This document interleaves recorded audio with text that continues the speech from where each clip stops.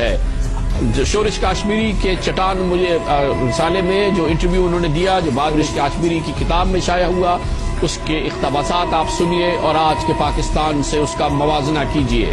مولانا ابوالکلام آزاد نے فرمایا، جناح اور لیاقت علی خان جب تک زندہ ہیں اس وقت تک مشرقی پاکستان کا اعتماد متزلزل نہیں ہو سکتا، لیکن دونوں رہنماؤں کے بعد ایک چھوٹا سا واقعہ بھی نارضگی اور اضطراب پیدا کر سکتا ہے۔ ابوالکلام آزاد پھر پیشن گوئی کر رہے ہیں، میں محسوس کرتا ہوں کہ مشرقی پاکستان کے لیے بہت طویل مدت تک مغربی پاکستان کے ساتھ رہنا ممکن نہ ہوگا۔ دونوں خطوں میں کوئی بھی قدر مشترک نہیں سوائے اس کے کہ دونوں طرف رہنے والے اپنے آپ کو مسلمان کہتے ہیں۔ اس کی مزید تشریح ابوالکلام آزاد نے اپریل 46 میں کی۔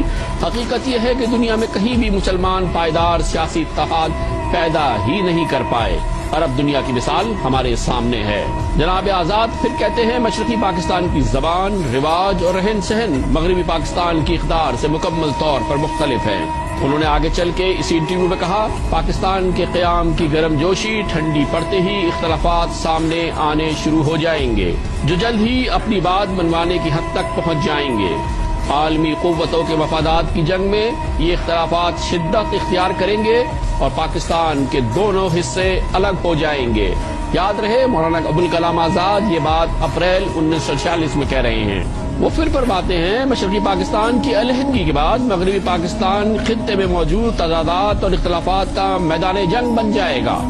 پنجاب، سندھ، سرحد اور بلوچستان کا قومیائی تشخص بیرونی مداخلت کے دروازے کھول دے گا۔ وہ وقت دور نہیں ہوگا جب عالمی قوتیں پاکستان کی سیاسی قیادت میں موجود مختلف عناصر کو استعمال کر کے اس کے حصے بکرے کر دیں گے، جیسا کہ بالکان اور عرب ریاستوں کے ساتھ کیا گیا تھا۔ اس وقت ہو سکتا ہے کہ ہم اپنے آپ سے یہ سوال کریں گے کہ ہم نے کیا کھویا اور کیا پایا۔ مولانا ابوالکلام آزاد کہتے ہیں، اصل معاملہ یقینی طور پر مذہب کا نہیں بلکہ معاشی ترقی کا ہے۔ مسلمان کاروباری قیادت کو اپنی صلاحیت اور ہمت پر شکوک و شبہات ہے۔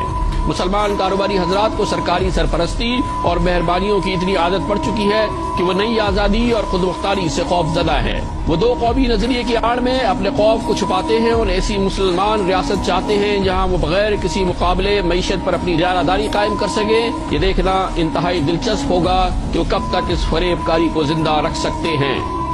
پاکستان کی موجود سیاسی اور فوجی قیادت کو مولانا ابوالکلام آزاد کی اس پیشن گوئی کو، ان پیشن گوئیوں کو غلط ثابت کرنا ہوگا، لیکن ابھی تک تو یہ غلط ثابت نہیں ہو رہی۔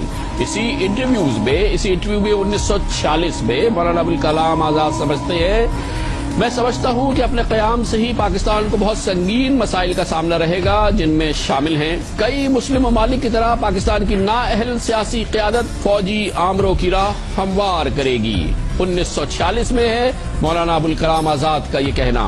پاکستان پر بیرونی قرضوں کا بھاری بوجھ ہوگا۔ پاکستان پڑوسیوں سے دوستانہ تعلقات کا فقدان اور جنگ کے امکانات ہوں گے۔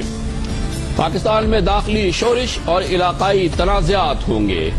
پاکستان کے صنعت کاروں اور نو دولتیوں کے ہاتھوں قومی دولت کی لوٹ مار ہوگی۔